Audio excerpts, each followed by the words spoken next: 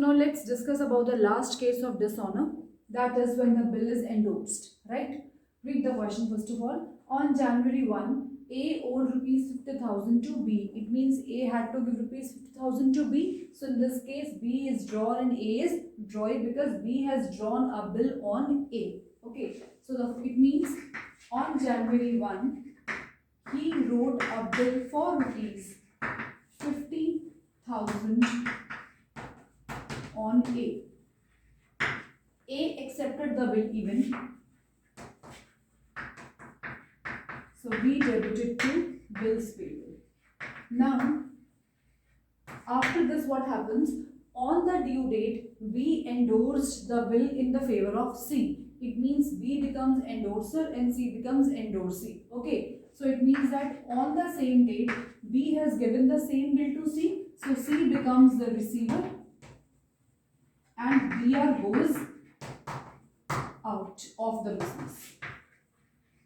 A is not at all concerned about this act because the transaction has occurred between B and C. Now because of this transaction, now A has to make a payment to C in this case. Earlier A had to make payment to B. Now as he has given the bill to C, so now on the due date A will make payment to C. Now in the books of C, what will happen? BR comes in, so BR will be debited as debit what comes in, and who is the giver? B is the giver, so credit the giver.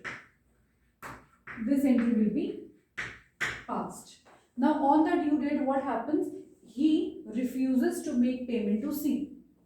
Now it's clear, if he refuses to make payment to C, so this person, the one who is having the bill, will get the bill noted with the notary officer. Means he will go to court, he will inform the notary officer about the dishonor and he will only pay the noting charges of rupees 500, right? So what entry will be there in his books of accounts? Now on the due date, let's calculate the due date. Like the bill was written for 3 months, no? So Jan complete, Feb complete, March complete. So leaving 3 days of grace. That means 1st April, 2nd April, 3rd April we leave. So 4th of April is the due date. It means on 4th of April, he refuses to make the payment, right?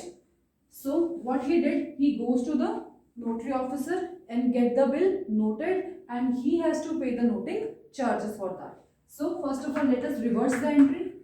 It is B debited to BR. Now as he has paid the noting charges, so the cash goes out from his business of rupees 500. Now obviously, if this person B has given the bill to the C, it means that B has to make payment to the C. B को A से money मिलनी है और B ने C को payment करना है, right? So what B did, उन्होंने क्या किया, उन्होंने जो bill था वो C को दे दिया and he becomes very clever in that sense that now instead of making payment to me, A will make payment to C. But if A refuses to make payment to C, then who is answerable to C? B is answerable to C, right? A is not answerable because ultimately B is the one who had to make payment to C in that case, right? So here now C will recover money from B. He will recover 50,000 plus the noting charges which he has paid. So 50,500 now B will pay to C later on. Now in this case, what will happen? On 4th of April,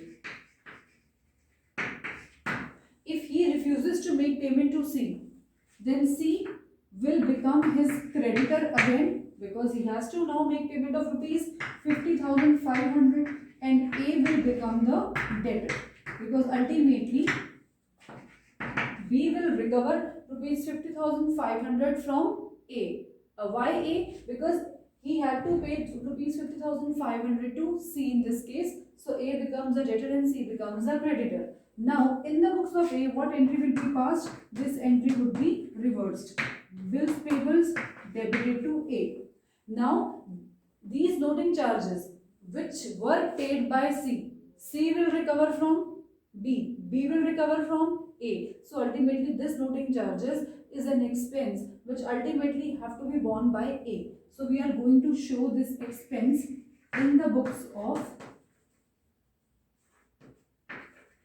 A.